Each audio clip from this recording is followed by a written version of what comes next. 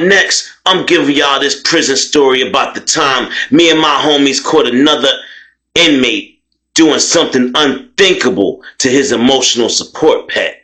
Stay tuned to the Jersey Street Corner Prison Talk Show.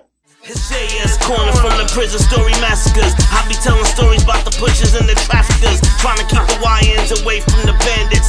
Don't eat the honey bun, don't drink the coke, don't become another victim or the butt of a joke. Don't close both eyes when you sleep or get choked. When you go to the mess hall, sit with your team, cause if you sit with some punk boy, you can get seen. What up, what up, what up? We are back. Who am I? Jersey Street Corner, and this is the Prison Talk Show, people. So let's get into it. Alright, now, this inmate that I'm going to tell y'all about today, his name is Tobias. And Tobias was a little cuckoo. Now, I know you could say that about a lot of inmates in prison, but this guy was really cuckoo. He had issues. I don't know what happened to him growing up, but he was like a hypochondriac. He ain't like people near him.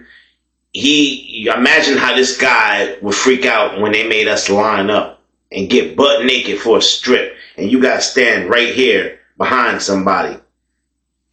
Can you imagine how paranoid this guy was? Excuse me, y'all. Well, Tobias, he had some crazy charges. Now, his charges were, they weren't bad charges, but they weren't great charges. Now, he definitely unalived somebody. Tobias has been locked up since he's been 13. And this guy got waved up. You know, normally they let juveniles out. Even if you get juvenile life, you get out by 21. Not Tobias. Tobias's crime was so heinous, they felt the need to deter him long enough into his adulthood. So, Tobias is a young man. He's about 19 years old. Short, black dude, stocky, and he talks to himself. He literally walks around the pod and has conversations with himself. People be, laughing and making jokes like, hey, are they answering you back? Are they talking back to you, man? And he just ignore him and keep going about his way. Now, Tobias goes to a program for the mentally ill. They have programs and such in prison, but they're not really geared towards, they want to help, I guess I could say they want to help, but they don't have the monetary necessities to help. I mean, let's just face it. Some people that are mentally ill need certain medications, expensive medications, to keep their mind from spinning this way or going this way to just chilling. Some people are on 100 all the time because they got a whole, thing going on in their own head. They going to their own beat. They're not worried about what you say. So at this present time, Tobias was still able to be housed in population with everybody else. He wasn't labeled as dangerous, just somebody you had to watch out for because you never know what he was planning on doing. His eyes was dead. Like, you couldn't read homie's eyes and tell, oh, he fitting to do this and that. He fitting to make a move. Nah. Dude had a serious poker face. So whatever he was thinking stayed up there. Now, one of the programs that Tobias was in was a program that tried to, I guess you could say it was trying to get these inmates ready for life on the outside, although they will always need some sort of assistance. And even if they are let free, they're going to be let free into the hands of somebody that's going to watch over them, to say, a caregiver or whatnot. But life on the outside, adjusting and dealing with people and emotions and just all types of stuff. That's the type of stuff that they talk about in those programs, right? It's like they try and get you to be a normal person somehow, some way. They're trying to get through to you. And I'm sorry to say it, in prison, normally it don't work. They normally don't get through to them inmates. What happens is a lot of times them nurses and nurses' aides end up getting mollywopped because you got some crazy individual up there, not handcuffed, and just ready and willing to do something crazy to you at the drop of a dime if he feel threatened by your words or your actions. And the action could simply be passing them their pills that they supposed to take. I seen somebody come running out of one of the meetings. They trying to kill me. They trying to unalive me. We're like, huh? They giving us cyanide pills. It's cyanide in those pills. You know they locked Buddy up ASAP. Now, he didn't get the help that he needed. What he did get was a lengthy stay in the Red Roof Inn. That's as say. That's the hole for y'all that don't know. And yeah, you can buy yourself a one-way ticket real easy. Just go ahead and act up, cause a commotion. Oh, they ain't fitting to deal with that, and they ain't fitting to play with you. Now let's get to Tobias's charges. Now, and I have to warn you people, this is fairly graphic. I'm going to try and keep it PG/rated R for YouTube. But I feel the need to tell you Tobias's charges so you can gather for yourself the sick type of individual we are speaking about, so that you are not surprised when you hear the rest of this story. Now, Tobias, as I was told, Tobias was in here for a big M. Yeah, he unalived somebody, but not just anybody. He unalived his own female cousin. But he didn't just unalive her, people. He decapitated her. Yeah. Then he hid the remains, but he kept one piece. He kept one piece of her remains in his bedroom. Her head. Yeah, y'all. But that's not how he got caught. He got caught when they found her where he left her. He wasn't very smart. They found prints and stuff on him and proof, leading back to him. Can't get into all of that. So they went to the crib to bag him. Now, when they bagged his ass up, Tobias had her head in the closet in a plastic bag on the floor. Now, when they flipped his room upside down like a cell and they looked in that closet, the smell led them to the closet, first of all. They grabbed it, brought it to the lab, did DNA test on it, this and that, blah, blah, blah. Obviously, it was hers. They knew that. But what they did not expect was what they found in the mouth. Let's just say Tobias kept that head for his own nefarious reasons. He was having intercourse with that head. Yeah. Yes, you heard me right. He was sticking it in her head. Yeah, right in the mouth. That's crazy work. So, and this was when he was 13. He did this. Now, I don't know what type of weapon he used to do this. And I guess at 13, he was a pretty big kid and he was pretty strong. Because to do something like that, most adults won't even commit a crime like that. So there had to be something not ticking right in that boy's head. And he's been incarcerated ever since. And now he's incarcerated with grown men. And they want to give him a program to try and sweeten him up. That's the gist of it, y'all. They give you these programs to try and get you a little on the lighter side because they know eventually they're going to have to let him go. So, Tobias, he enters a new program. For inmates that only have charges like his, they have to be really, really violent and sickening. And you might think that this is wrong and, I don't know, maybe PETA or some animal cops should investigate the prison for running a program like this. But I don't know how anybody would think that it would be okay to give an inmate or convict with charges so crazy a pet. I don't care if it's a little rat. Why would you give somebody like that a pet and think that that's going to change them? Because that's the whole point. It's supposed to help them cope with their stress. Well, in some instances, and we're going to get into it, they definitely did.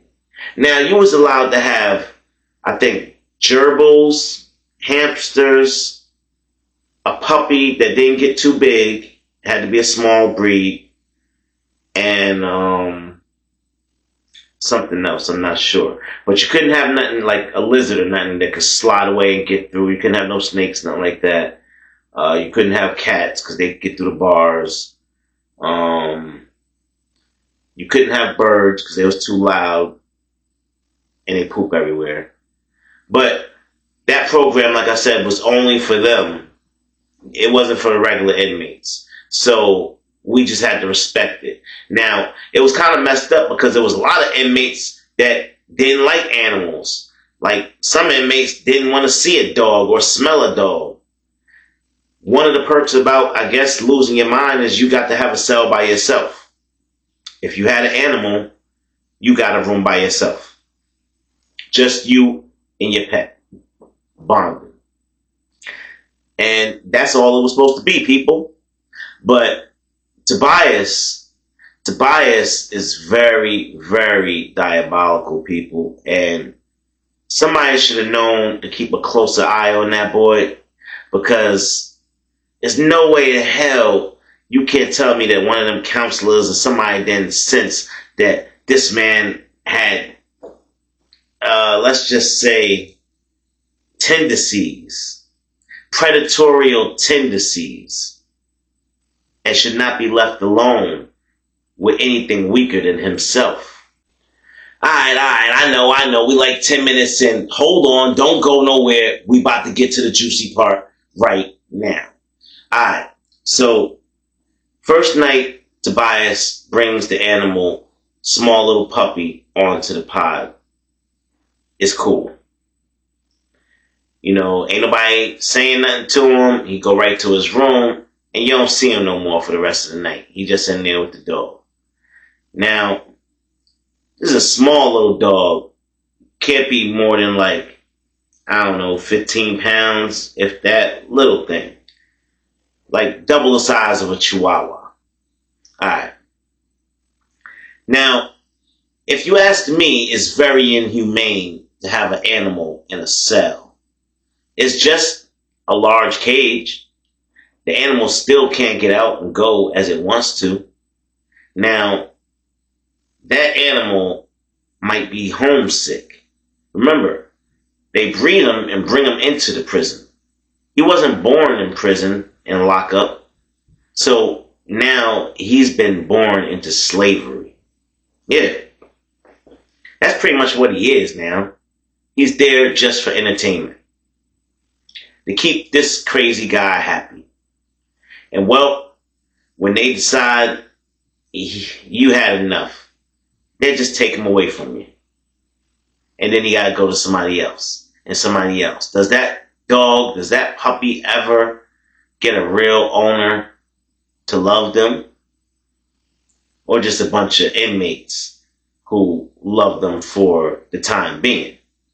Well, sometimes these inmates take things a little too far, y'all. They go way past loving the animal. They go more like making love to the animal. And what y'all would call it is a bestiality. Yeah. And it gets pretty nasty.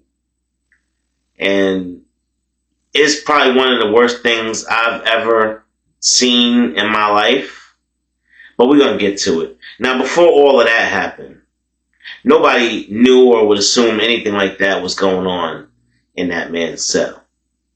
But a correctional officer actually gave us the lowdown and told us that he saw Tobias do something despicable with his own eyes. Tobias doesn't know that that officer saw him. The officer didn't feel like writing it up and doing the paperwork. He knows his situation, that he's crazy as batshit. So he wasn't going through it with him tonight and possibly end up fighting this inmate and having to do this and that.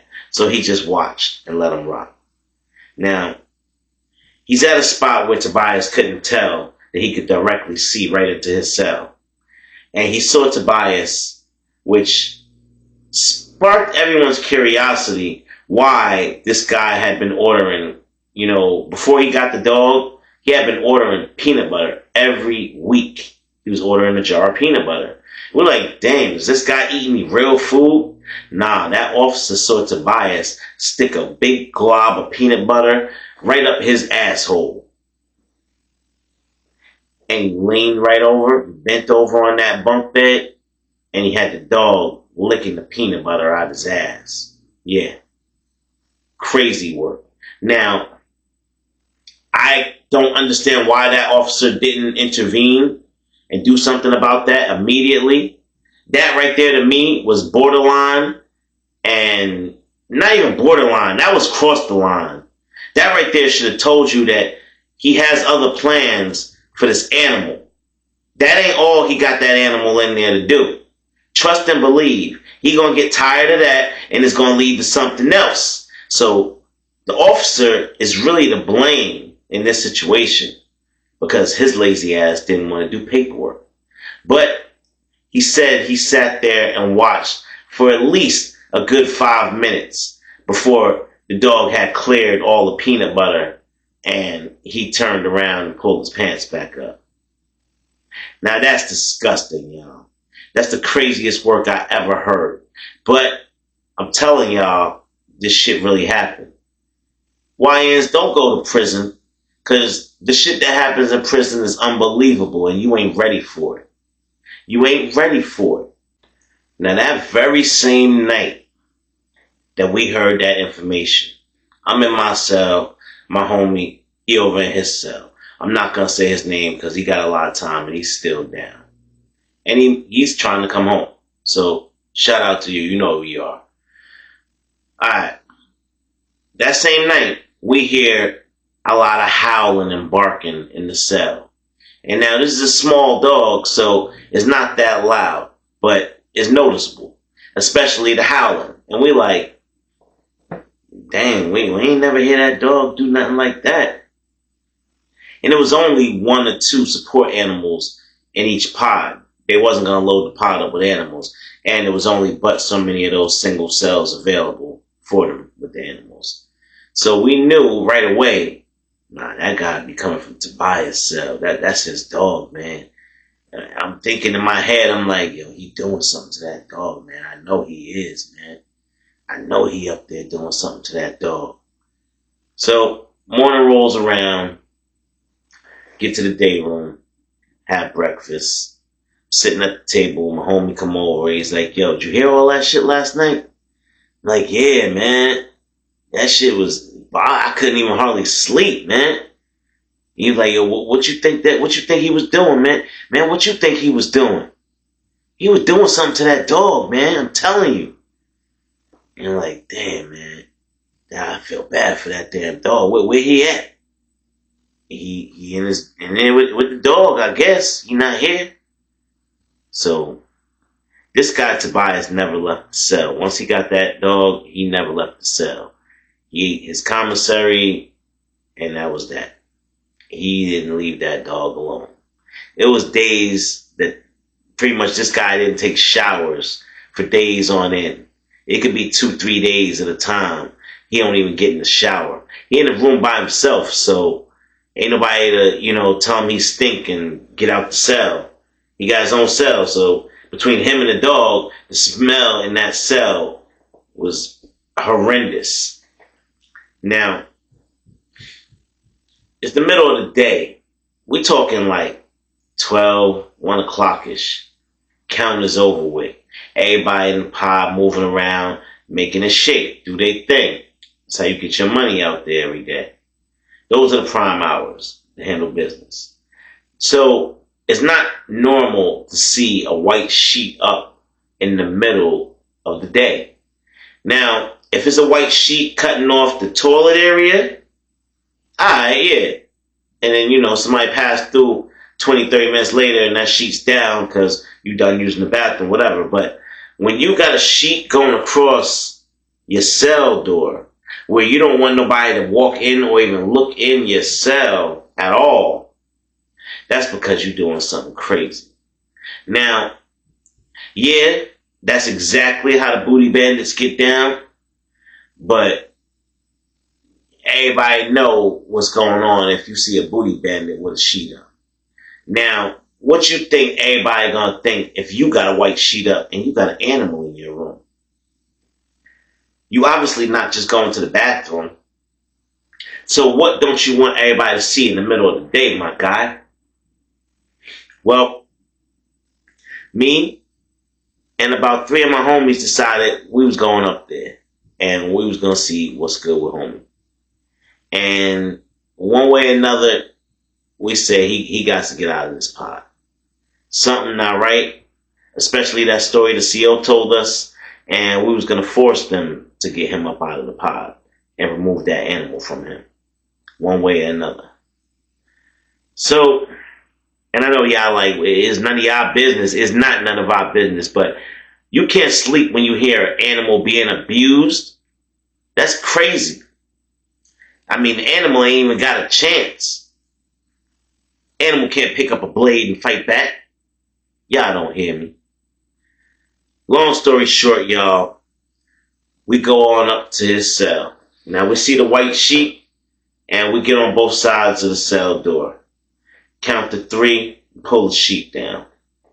1, 2, 3. Yo, when I say this was the most outrageous thing I've personally ever seen in my life, this guy was on the bed. He's holding this little dog by his throat. The dog is small as hell. Both of his hands around the dog's throat could easily suffocate and choke the dog. Just choke him out. He's holding the dog down by his throat. And he's stroking, y'all. The dog is hollering. He's holding the dog's mouth closed.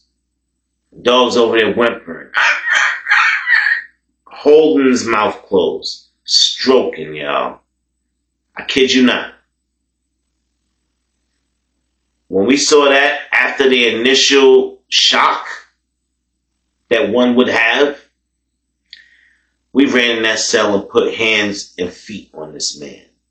I'm talking about elbows, knees, head, shoulder. Bow, bow, bow, bow, bow, bow. We left that man all over the room. Let's put it that way. From the left side to the right side, to the top and the bottom. Red stuff all over. Dog sitting there licking it up. Now, immediately we hauled ass up out of there. Left old boy there. And by the time next count rolled around, that's when they found him. And y'all know the drill by now. Immediate lockdown. They got him out of there. They got the animal out of there.